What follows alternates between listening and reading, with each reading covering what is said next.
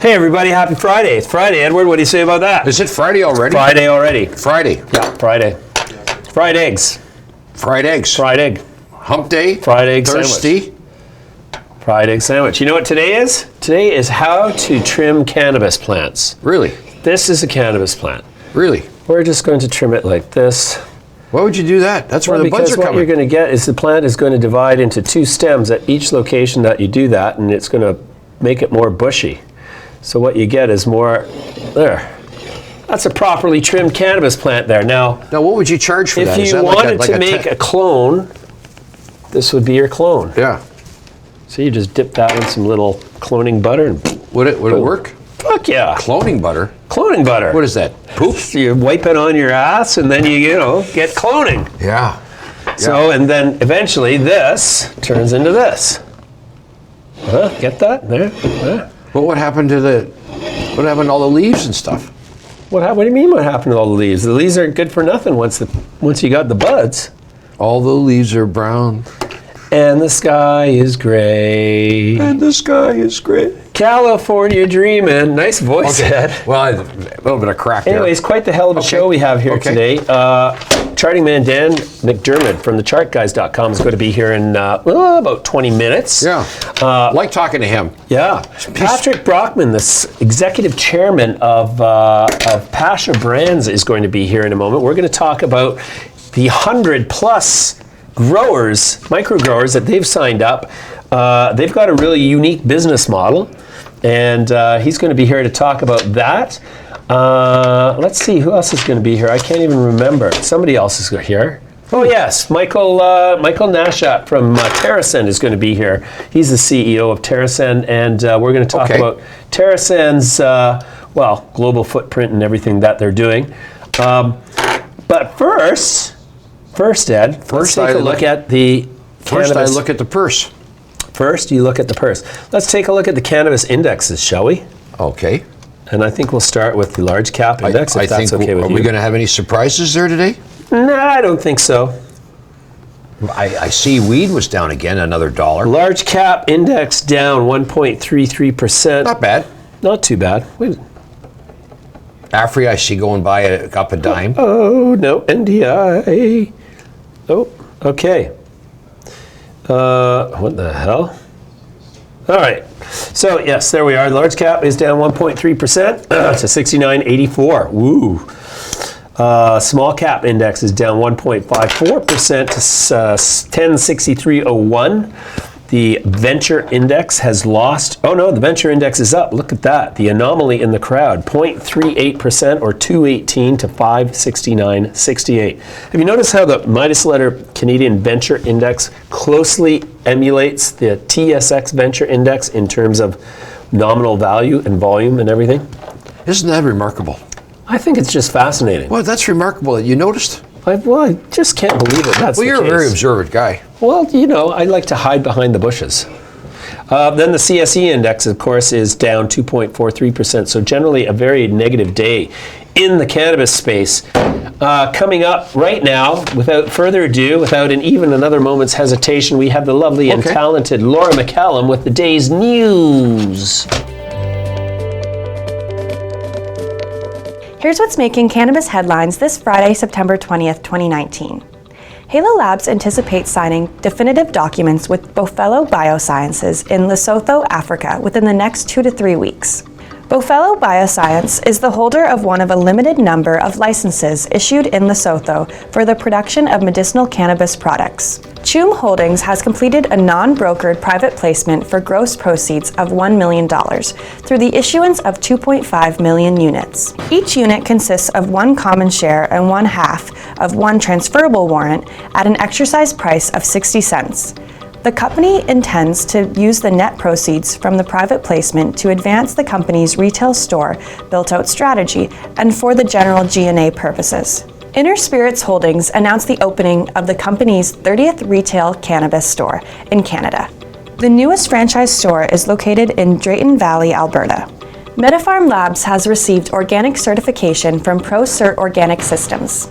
ProCert is a certifier of organic products and is accredited by IOAS to provide third-party certification to the Canadian Organic Standards. This certification expands the company's capabilities to produce bulk, wholesale organic extracts and oil for use as an ingredient in finished cannabis concentrate derivatives. Delta 9 Cannabis has entered into a binding letter of intent to acquire all of Modern Leaf Group's assets located in Alberta relating to 2 proposed retail cannabis stores. The purchase price for the proposed transaction is $1.3 million and will be satisfied through the issuance of 1.2 million common shares at a price of 80 cents. Origin House has received $15 million advance of debt financing from Opaskwayak Cree Nation. The proceeds from this financing are expected to be used by Origin House for the construction and expansion of its craft cannabis production facilities in Sonoma County and costs related to its arrangement with Cresco Labs. And that's your news for today. To keep up to date with all things cannabis, visit the Cannabis Daily on MidasLetter.com. Hey everybody, we're back here now, and I'm with Patrick Brockman, who is the executive chairman of Pasha Brands. Patrick, welcome. Thank you very much, James. Patrick, Pasha has probably one of the most interesting business models in the industry, just because from a foundational level, it's got a completely different approach to everything. Why don't you tell me about Pasha Brands' business model? Okay, good. We created a different platform to take on our version of Cannabis 2.0. My last incarnation was a founding director of Doja Cannabis. We merged with Tokyo Smoke, and Canopy came knocking a few months later and paid several $100 million for the company. What I had learned being a West Coast guy, somebody who had smoked their first joint in grade 7 on the soccer field, is that my experience and the West Coast experience is very different than the rest of Canada. We have about 20,000 small farmers in British Columbia, and with others in Canada, they're producing about 85% of the products today after 5 years of legalization, or the ACMPR. All of those products are still coming from the illicit market.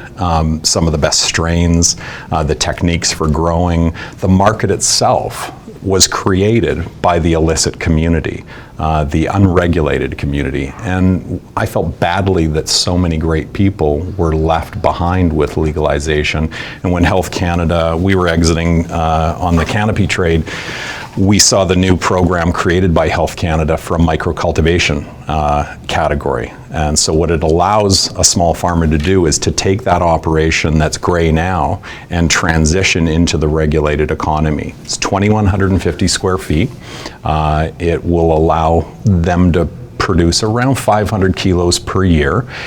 And for that, they only need a 3 or 4 person staff to create that. So Hell, I could grow that myself. I think you should. And I'm happy to sign a supply agreement with you and help you get your product into market. I have a relationship with Canada's largest weed distribution company, Great North, which is a sister company to Southern Glacier. Southern Glacier is the largest alcohol distributor in the world. Yep. And they sell bud tenders, they sell bartenders a new bottle of tequila. And so for a small farmer like James West in Ontario, he'll be able to get his products to market nationally because we have that relationship. If he doesn't sell it all locally because it's so damn good. Unfortunately, crafts or farm gate isn't allowed in British Columbia. Maybe the Ontario government will allow it so that you can set up on your new farm. You'll be able to set up farm gate there. Well, that's why I actually am proceeding with the microcultivator license, is because in Ontario, at least, you're allowed only to sell to other LPs with a sales license. Correct. Or you can sell directly to individuals who have a prescription. Right. So if the medical community. Yeah, I didn't know about the medical community, but let's say that you can. But what we do as a solution provider with BC Craft Supply, our subsidiary, as a solution provider, we give you other tools to help you get into the market. You're James West, so you can do a lot more that some people can, but you might not be as good a grower as a guy that's in Nelson. Nonsense. But the reality is that everyone needs a little bit of help. Absolutely. And so BC Craft and Pasha provide that framework to help these small farmers get into the regulated economy, so that we start them with their security clearance through the application with Health Canada, populate the CTLS, help them with their SOPs, teach them about the new guidelines for growing. I hired a woman from Toronto named Dr. Bridget Simons. She's my Chief Scientific Officer, and through her team will help bring your product into the system by testing your clones and getting that down from the day you plant it to the time that you're harvesting, so you're ready to bring that product into the market. So that's, as a solution provider, what we do. And so if you look at Canada and the 85% of that product that's coming from the illicit community, those are really experienced growers, and those people have been forgotten by legalization. And they've got a rude awakening coming up in terms of the other LPs, because these are products that are, in many cases, vastly superior to LP products. Doesn't mean that Cannabis and Afria's and everyone else's products won't still have a market, but there'll always be a market for craft. At least in alcohol, there's a big market for higher end wines, big market for new craft beers and craft tequilas. So we see this as a huge addition to the marketplace, not something that's competitive to the current industrial producers. And there's some great weed that's being grown now. Supreme, for example, is growing great product, and they really get the culture. I think what has happened in Canada is that regulators wanted to ignore that part of the world. And it's just the LP group that is the only one that's able to bring a safe product to market. It's not true. And these people, there isn't organized crime with the vast majority of the community. These are people like you and me who are just simply putting food on their table and who are, creating jobs in British Columbia. We have 20,000 alone in British Columbia, and small communities are reliant on this. And we have an obligation to help as many get into the legal world that we can. You bet. Okay, so you say 2,160 square feet. It's 200 square meters roughly. Yeah. And then you said 500 kilograms. So yeah. So if is that a limitation? That's a quantitative limitation. No. Or that's what just estimated. Ballpark what you'll be able to produce at a 2,150 square feet. So if you bring your plants from another facility and have them come into your 2,150 and flip them into flower right away, you're going to be getting a better harvest. You're going to be getting more turns on that facility than if you had started them out from seeds or even clones and have to veg them and then get them into the flower mode. Yeah, you bet. Okay, so for Pasha Brands and its investors, I mean, trying to zero in on how do the economics work? So, I mean, a 200 square meter grow, and that's got to be infinitely more knowable in terms of costs and cycles and everything than would a continuously evolving, purpose-built, ultra-high-tech 200,000 square foot to a million square foot thing. So, but how do you guys actually? How does the economics work? How does the grower make money? How does Pasha make money? And what is your essential margin of all the capital that you've got to extend? Okay, good. So what we do is enter into a supply agreement and a consulting agreement. If you, for example, want us to do your application, we'll help you with that application and get you your license. We charge a fee of $25,000 for that, and we actually kick that fee back once your harvest comes and we've got 50 kilos that have come down out of one of your rooms.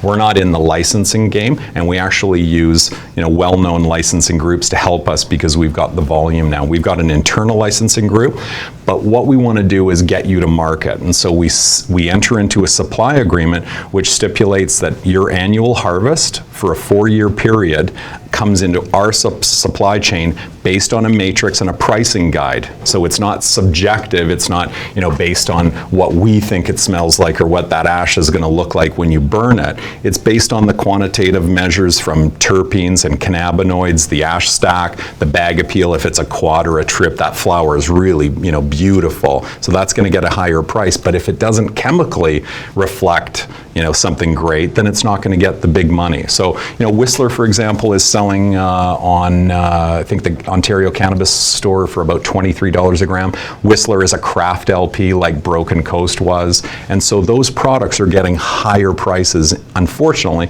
in the regulated market. So I expect that James's products coming out of Ontario will probably have a really significant. I'm willing to do something with you right now. If you enter into a supply agreement with me, I'll give you a guaranteed off-air price that'll blow you away, because I believe that your product will get record prices in the regulated market. Wow, that's exciting. Yeah. So, in terms of that number, it's based on your square footage. It's not based on a volume of, kilograms, for example. But just ballpark, you'll produce about 500 keys. So if I've got 100 micros in my supply chain, I've got 50,000 kilos of high-grade quality craft cannabis that, BC Bud or wherever it is from, that has that reputation. And I believe that the margins will continue to be high for a long time. Sure. And technically, you've got like 50,000 SKUs, which that would be amazing. I mean, 50,000 SKUs, but also think about it from an operational perspective. I don't have to worry about crop failures. Right. And we care about that. But on a small level, these guys are, on a big level, LPs are having a problem, not because their master grower or the company founders don't know what they're doing. It's just that it's incredibly difficult on scale to grow consistent products that meet standards. Right. And so, as you've been hearing about this buzzword funded capacity for a long time, it's just not quite happening at the pace that they all hope. And Scott Walters from Supreme has a great line, try smoking funded capacity. Right. And that's the reality that we're now facing, and that's why there's so many complaints about cannabis legalization and blaming the government and everyone else they can on the failures. It's just difficult. Sure. But on a small scale, it's a lot more manageable, and that's actually what's created the supply system that we have today. They're not growing it in million square foot facilities. They're not growing it in 100,000 square foot facilities. So does the micro grower in the Pasha system, are they ultimately financially responsible for the CapEx that they need to set up their system? That's what's great about, from an investment perspective, what you're relying on us to do is to sign people, and we've done a really good job with that, and to help get their products to market. And so you get to focus on what's good for you and what you like to do, and we focus on helping you get that product to market it, and tell your story. For example, we've got industrial producers, or wholesale producers, that will just produce a product, but then we've got other guys that actually want their name associated with it. They're really excited. We've got a really strong group of people in Nelson, which is probably the craft cannabis capital of Canada. Small community. When the draft dodgers came in, to British Columbia, they either turned right and headed to the Rockies, or they turned left and went to the Gulf Islands, which you know well. Yep. So we've got, a beautiful community of farmers. I've divided the province up into 5 regions in BC, for example, the Kootenays, the Okanagan region, the Fraser Valley outside of Vancouver, the South Coast, Sunshine Coast, and then Vancouver Island. 5 distinct regions, like a Sonoma or a Napa, that I'd be able to tell a story for. Why it's different, what that story is associated with a Q-scan, or I can tell a story going right back to the farmer. That's, I think, not something that they missed, but they really didn't care about it because they weren't concerned and thinking about, small. Right. And I think that, that's a really legitimate, discussion that we should be having. What about the 85%? What about the people that created the industry? What about all the strains that were developed, the innovations? What these guys needed to do to dodge and weave, to avoid detection and escape, the man, created a different type of person. And so I'm willing to bet, and I have with my own money, that my craft farmers, the unregulated group, are significantly better in many respects than the LP community. Patrick, I think you're absolutely right about that, and I'm proud to say that I think your business model is awesome, and I'm looking forward to participating in it more directly in due course. We're going to leave it there for now. It's a great first conversation, but I can't wait to have you back the next time you're in town. Thanks for joining me today. Always a pleasure to see you, James. When we come back, I'm going to be talking to our good friend charting man Dan McDermott from thechartguys.com. Don't go away. Charting man Dan McDermott from the chartguys.com joins me now. Hey Dan, how are you doing? Good, James. How you doing? I am feeling good despite the fact that my voice is hoarse thanks to my transatlantic flu that I caught on the flight back from London on Friday last week. But that's not what we're here to talk about. I want to talk about what's happening to our markets. The S&P to me is starting to look like a spastic bipolar entity that has lost its meds. The price of gold is trading in this tight range that is like irresolute from a objective standpoint. It looks fully controlled from a non-objective standpoint. I feel a little bit more comfortable saying that now that 3 traders from JP Morgan were actually charged by the Department of Justice for rigging gold, even though they're trying to downplay it as, oh, they were only spoofing some trades. It's like, yeah, I'm sure there's more to it than that. Whatever. There's the indicators in the major markets are not telling me anything except that something doesn't quite seem right. What's your take on all of that? Well, there's definitely a lot of overhanging, fundamental, bearish headlines out there that we keep seeing. And it's very important to be aware of, but those that follow me know that all I care about is price action. So the S&P 500 is on the verge of all-time highs and just hovering right there for the last few days. The reaction to the Fed didn't get a bearish reaction. So for me, it always boils down to, if I'm a trader and what I care about is making money in this market, I care about the price. The price is the only thing that matters to me. And if the price is holding up and in an uptrend, I'm bullish. And if it's in a downtrend, I'm bearish. So the price right now is in an uptrend, and you better believe that I have a plan where if the you-know-what hits the fan, I'm going to do X, Y, and Z. But until that happens, I'm going to stick with the trend. All right. Can you tell us what you're going to do if the proverbial Mierda hits the fan? I'm actually going to make a video this weekend talking about different scenarios as far as the degrees of how bad it gets. If it's a 2008 event, if it's a worse than 2008 event, if it's a winter of 2018 event. Those are very different degrees that would have different plans that were enacted. But one thing that I do feel more comfortable having is capital allocated for cryptocurrency, because I do believe that if things do really get ugly, I do think Bitcoin will be a bit of a safe haven in that regard. So I'm more comfortable with my exposure to the US dollar, having that as a bit of a stop loss, so to speak. Okay, so there's something that we haven't really covered much of. You trade a lot in cryptocurrencies, even though we haven't covered it, and crypto seems to be slowly but surely worming its way back into the popular imagination among investors as the price improves. What are the fundamentals driving the crypto prices now? What does that landscape look like since the last wave? The last thing I remember, there was 5 that mattered and the rest didn't.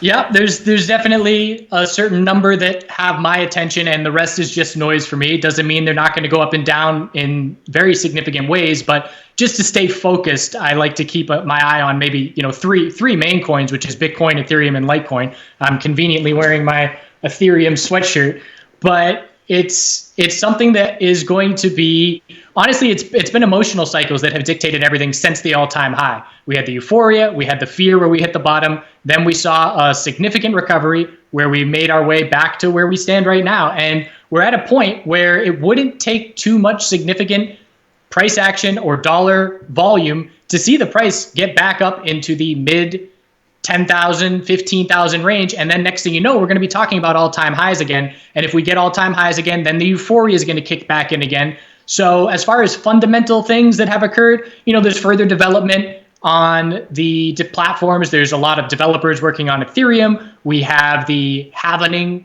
in Litecoin and the upcoming halvening in Bitcoin, which limits supply, which is always a good thing for price if supply gets limited.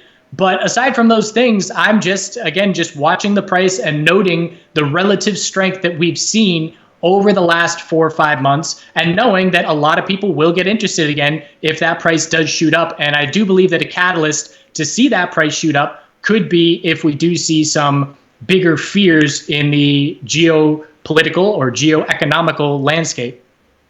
Okay, so then in terms of an alternative safe haven, which I guess is the way to think of Bitcoin from my perspective anyways, is the audience for cryptocurrencies predominantly a different generation still, or are there more sort of dinosaurs like me gravitating towards it because gold is, sort of the more cynical among us decide that gold is a manipulated asset class, and cryptocurrency is younger and therefore less susceptible to that kind of influence?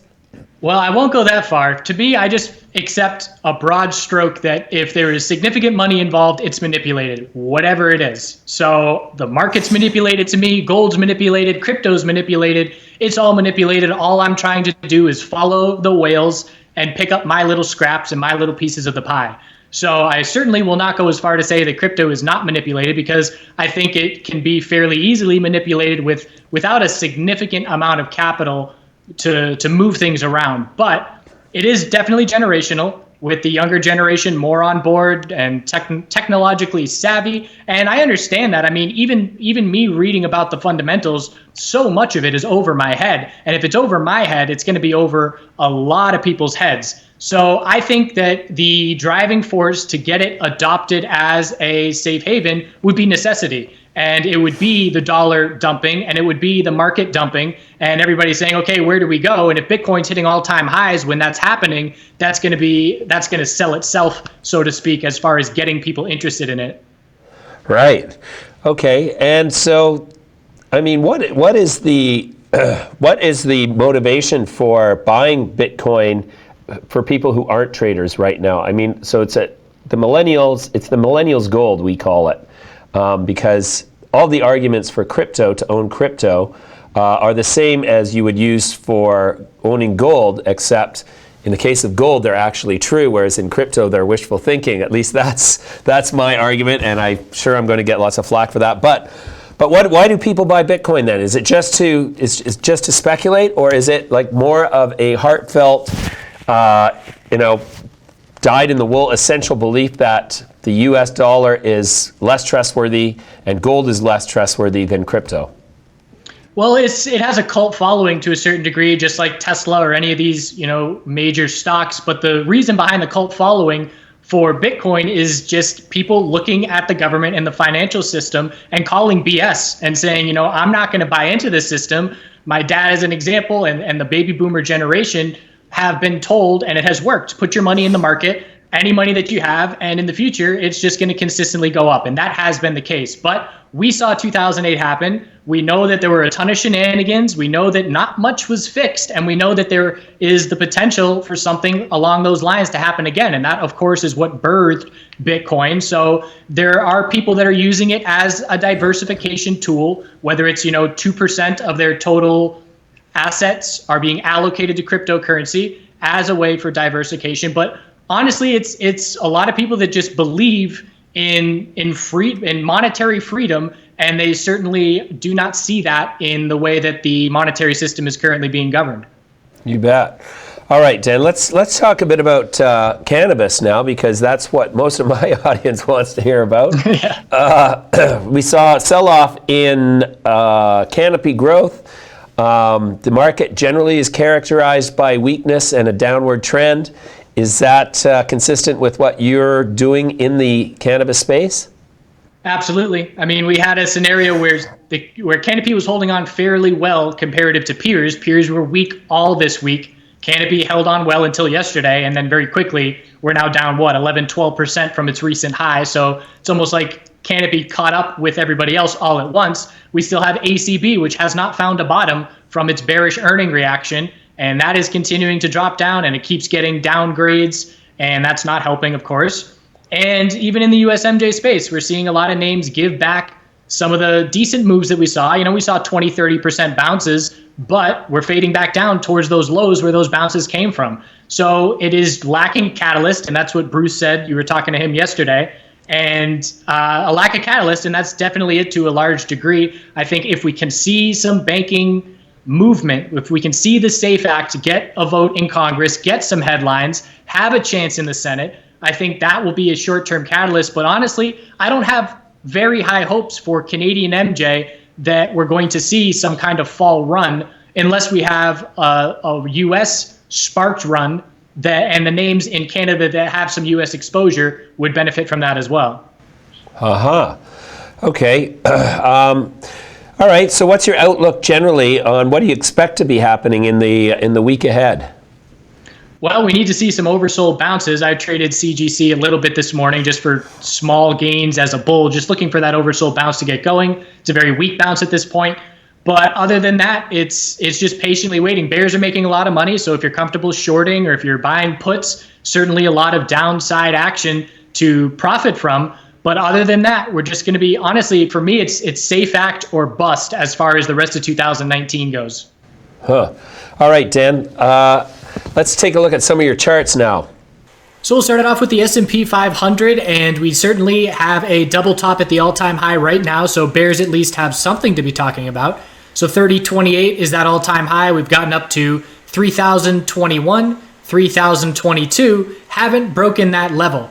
So from here, if we drop down and break the low of the FOMC reaction, which was down at 29.78, if that level breaks, that'll be notable. It'll be definitely a clear short-term shift in momentum from bulls to bears. Recently, it's been weakness in the tech sector, and the financial sector has been holding on really well, which has helped the S&P 500 bulls remain strong. But those are pretty much the two levels that we're going to be watching in the short term. If we see a bear break of that level, we zoom out to the weekly chart, and we then look at the dump of the lows of the August dump down at 28.22, and that becomes the most important support level to try and maintain the weekly uptrend. So there will be talk of double top in the markets, and that is a valid concern, but we need to see some more information next week to see if the bulls have the ability to power through that resistance or to see if we break the FOMC reaction low.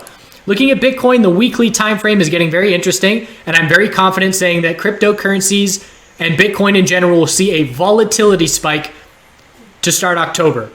And we have our high, this is your standard equilibrium pattern, the high of 2019, low of consolidation, lower high, higher low, lower high, and we've pretty much been trading within a very tight range as far as Bitcoin is concerned over the last 5 weeks. So we're either going to see a bull break and look up to the 2019 highs, or we are going to see a bear break, and from there, we will zoom out to the monthly time frame, and monthly consolidation will then be underway. We've seen this big bull move in 2019, and if that range breaks bearish, we then look for a monthly higher low to form, but obviously that will deflate the momentum that the bulls have had in the year so far. So keep an eye on that weekly time frame for Bitcoin, because a break is imminent. We get tight to a certain point and the volume continues to drop off, and then we see a volume spike and a break of that range and some short-term direction.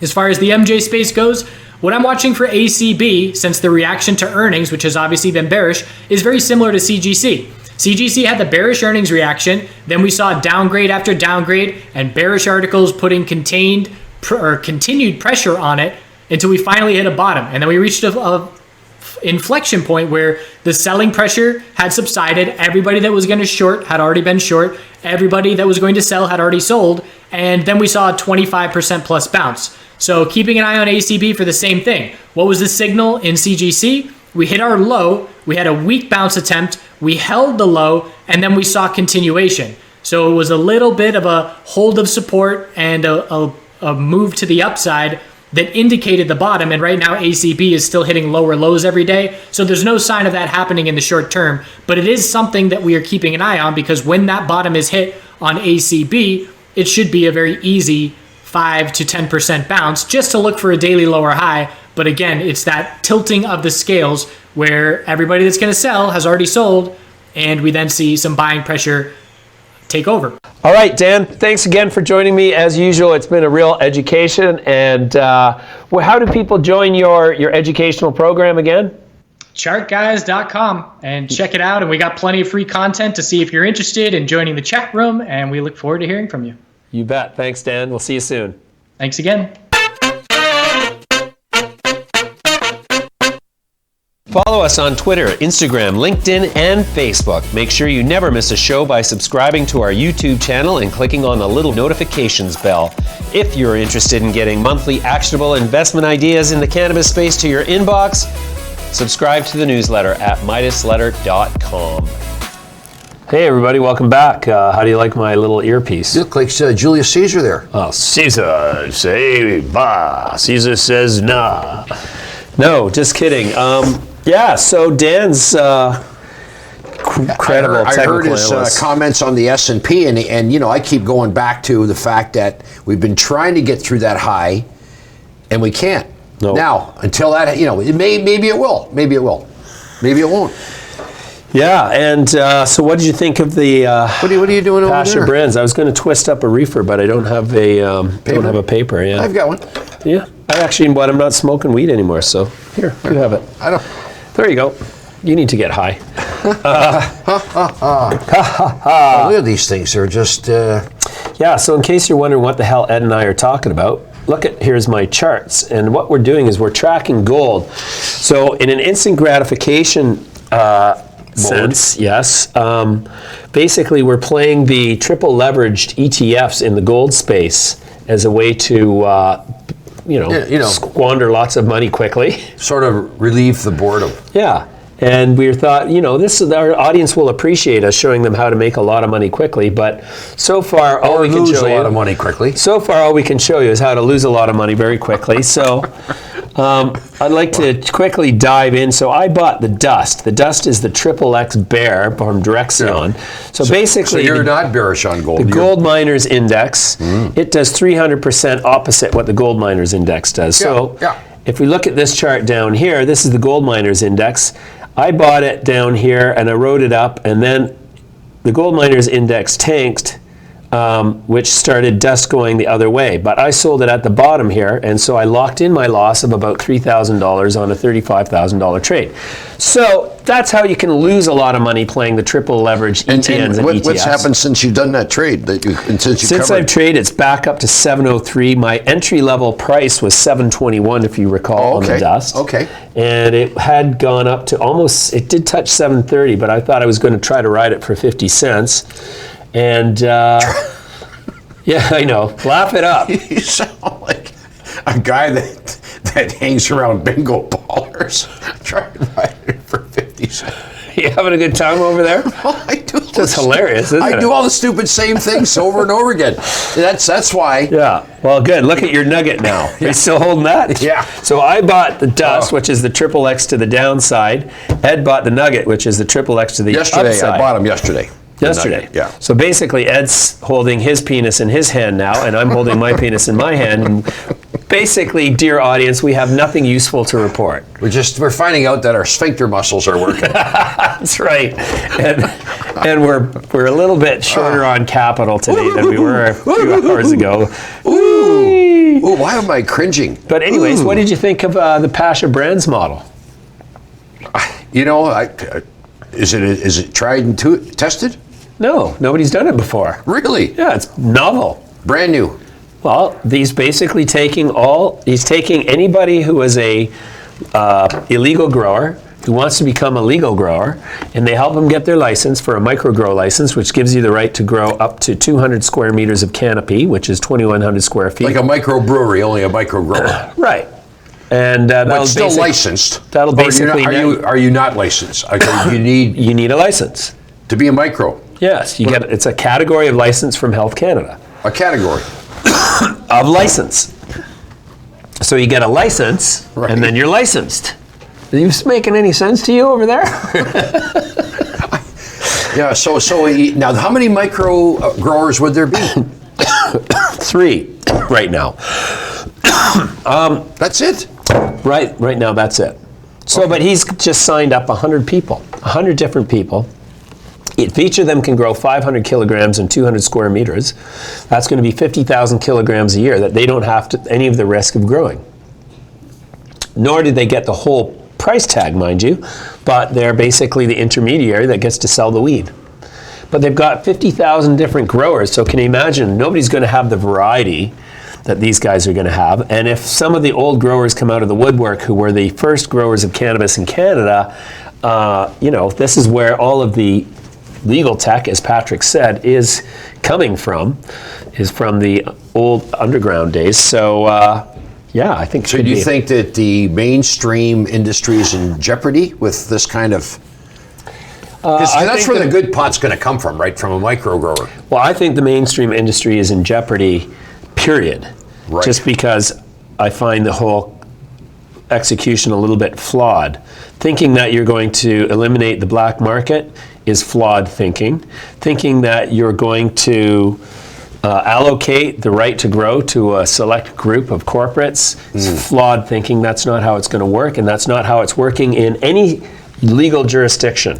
In a way, you know, making it legal is making it a little easier for the black market, because the black market can sort of, it's easily moving product around that who knows whether it's legal or not. Like before, it was all illegal. Now, right. So you can see where they've actually done them a favor. Well, this is it. The legal industry has provided the camouflage for the black market to come all the way out of the darkness. You have such a way of being poignant. Well, that's because I stopped drinking a month ago. And now my marbles... I thought you've been drinking a lot more. You've been acting a little strange lately. No, I haven't been drinking at all. I've stopped drinking. I've quit. I gave it up. Are you really going to quit? No matter how much booze I drink, Edward, you will never be interesting.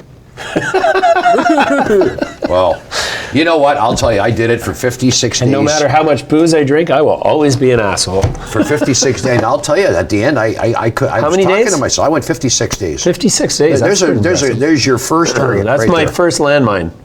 Yeah. Yeah, and you start asking yourself, why do I go to bars? Like, there's nobody interesting in a bar. I'll tell you, that's the one thing I noticed right away. It's like as soon as I stop drinking, it's like, well, I'm not going to stop going out. And then I go out, and it's like everybody's getting drunk and starting to get all like, and you're like, I'm getting out of here. This is boring. Maybe you need to start hanging around libraries. That's not. No, I think I'm going to go join a firing range. You know what? I gave... Firing? Like shooting? Yeah, I'm going to start shooting at people. No, not people, real people. I mean targets of people, just in case. Like you mean like they put up a paper target. Black and white face, and they say try to... Black and white, no, not a black face. Oh, no. Oh, you know what? I donated to the Green Party of Canada today. I've become a greenie.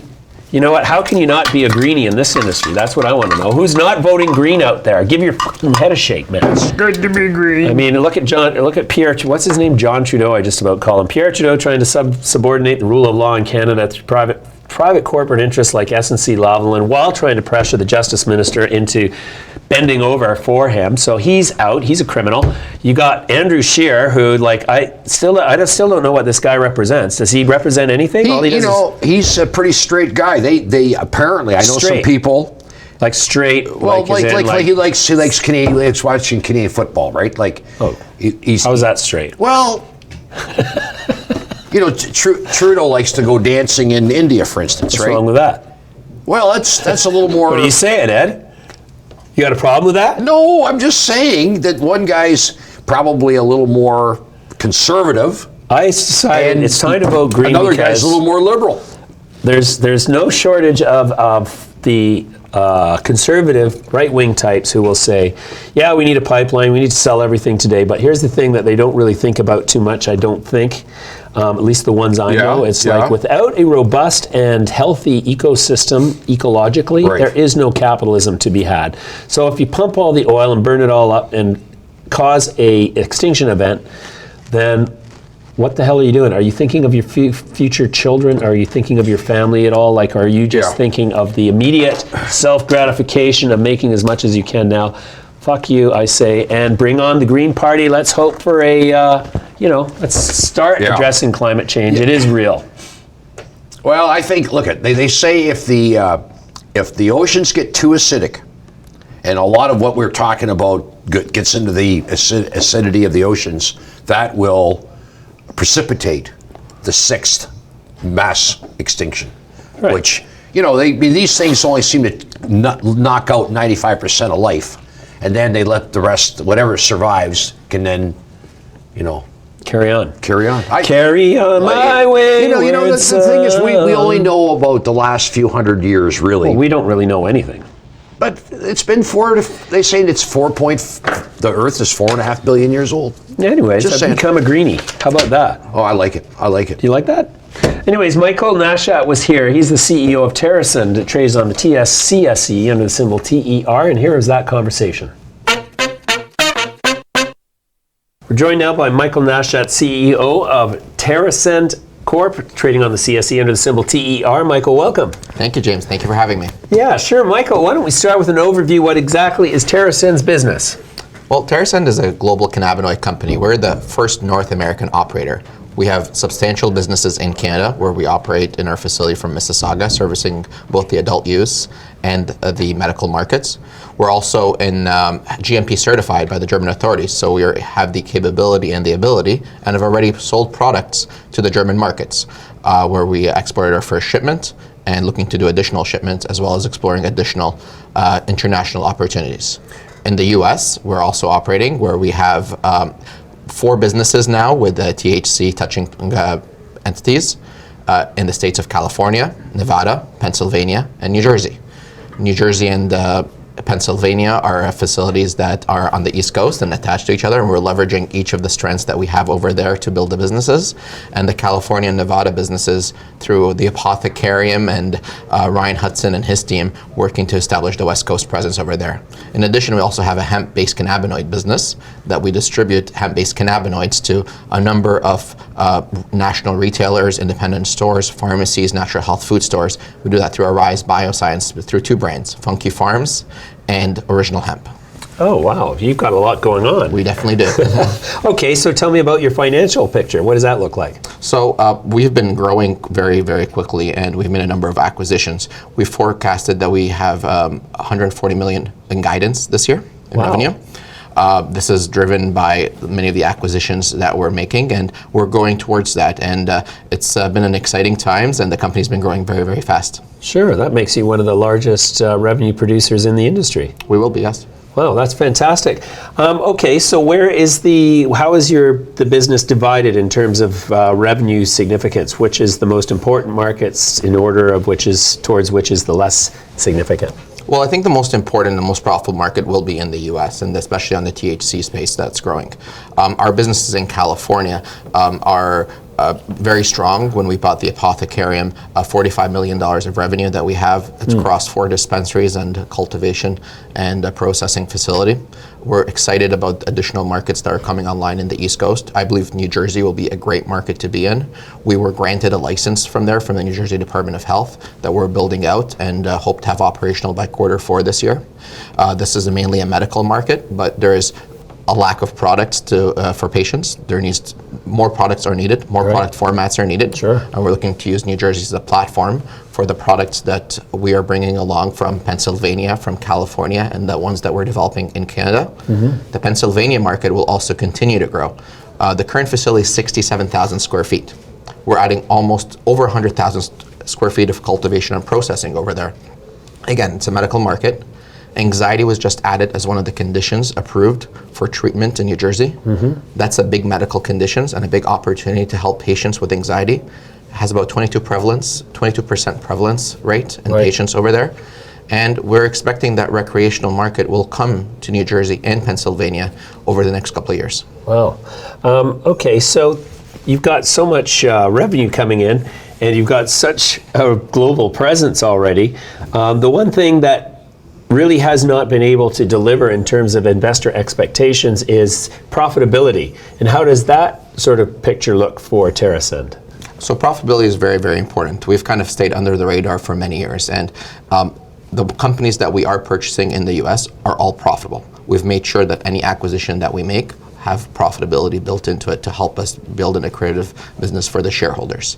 In terms of the business that are currently being built, so our Mississauga facility is currently being completed. We're expecting licensing for the additional 43,000 square feet of our 67,000 square foot facility this year, before the year is over. And in New Jersey, we're still building it from scratch. So that is a market that we believe that will be operational also by the end of this year.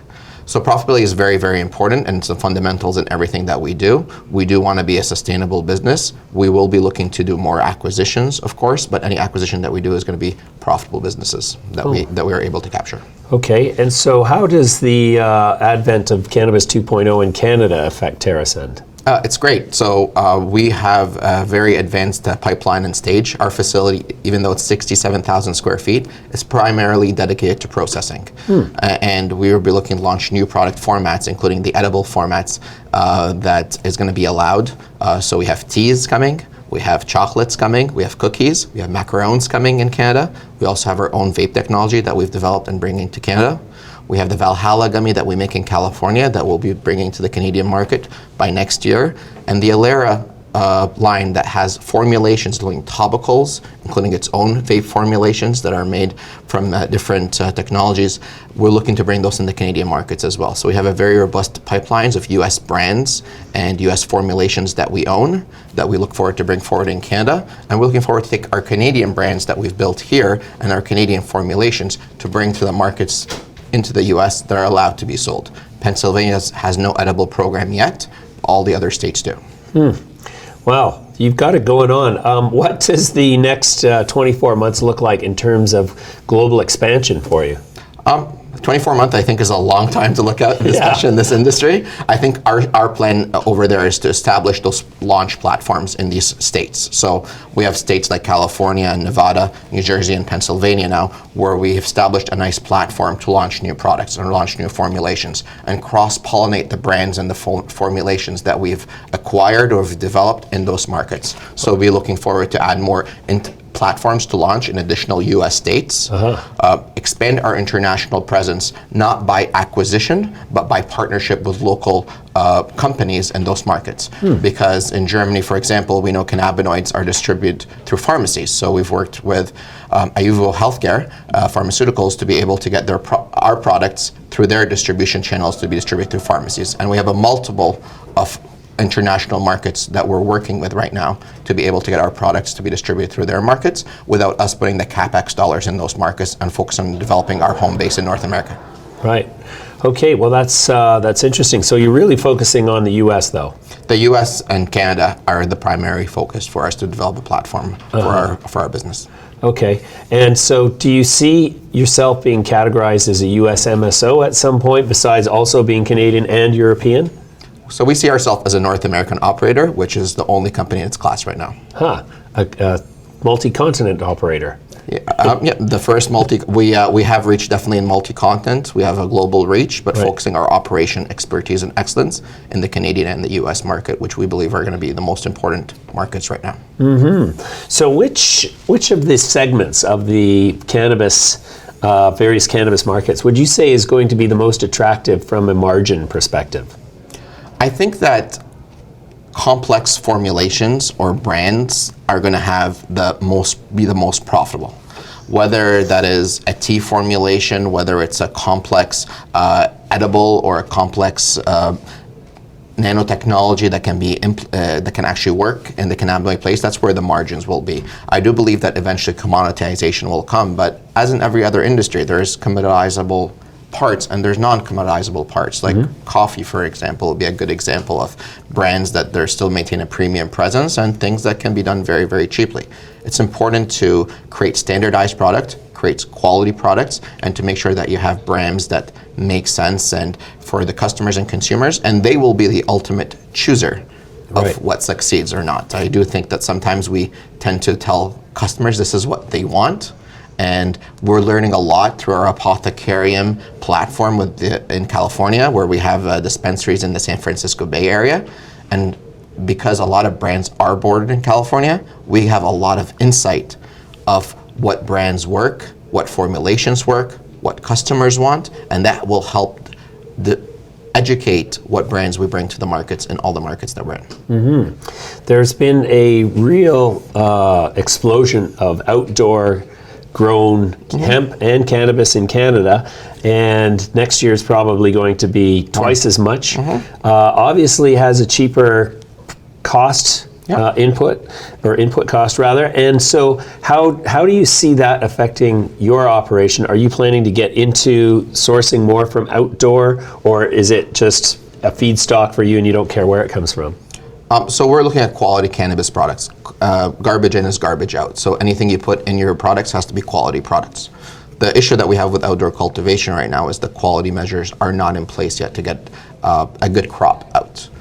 But genetics work, science has changed a lot of that for many other crops.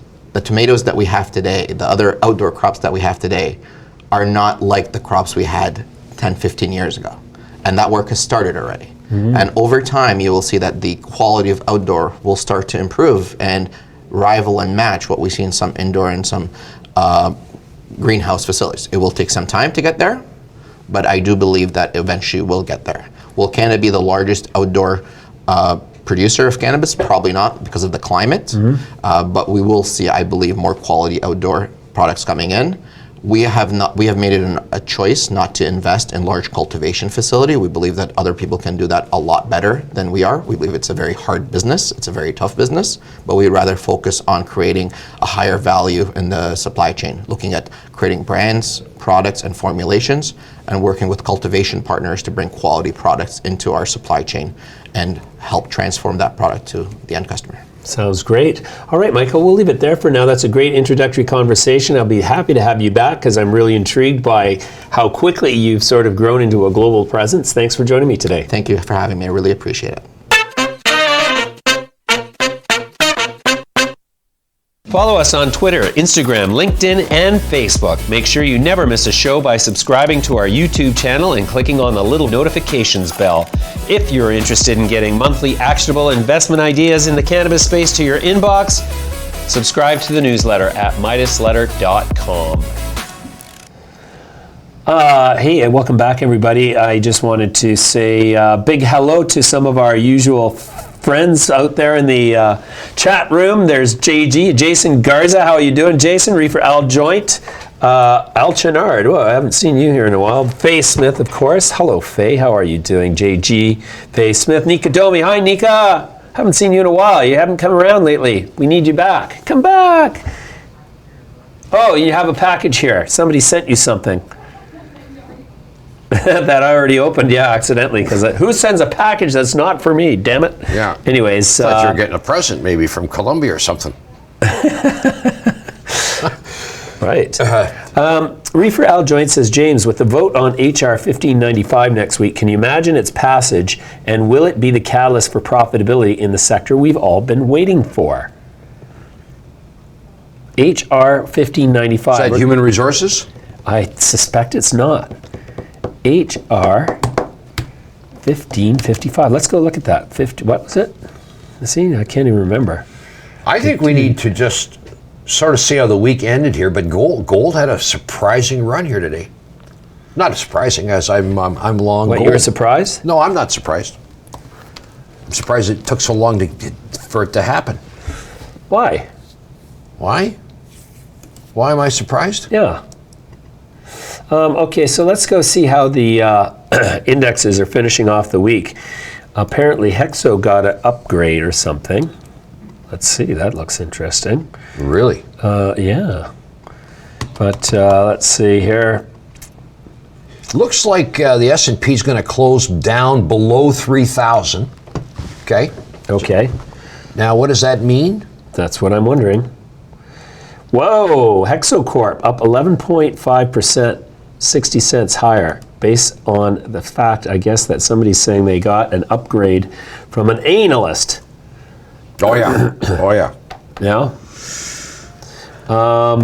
You know, it's almost at the point, actually, that's about the level it went to after they announced the participation of Molson. Has Molson done anything with them yet?